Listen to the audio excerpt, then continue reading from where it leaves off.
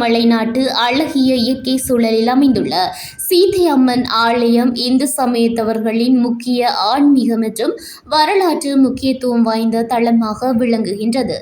நுவரெலியா மாவட்டத்தில் அமைந்துள்ள சீதாயலிய எனும் இடத்தில் அமைந்துள்ள இவ்வாலயம் நுவரெலியா நகரிலிருந்து சுமார் 5 கிலோமீட்டர் தொலைவிலும், ஹெக்கல தாவரவியல் பூங்காவிலிருந்து சுமார் 1 கிலோமீட்டர் தொலைவிலும் காணப்படுகின்றது.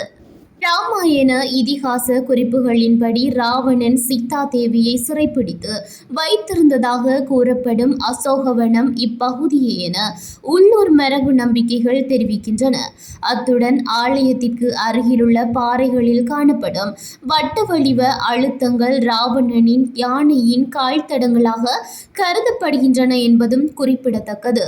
இன்றைய நிலையில் உள்நாட்டு மற்றும் வெளிநாட்டு பக்தர்களின் வருகையால் மிகுந்த பக்தி உணர்வுடன் தரிசிக்கப்படும் ஆன்மீக சுற்றுலா தலமாக சீதையம்மன் ஆலயம் திகழ்கின்றது.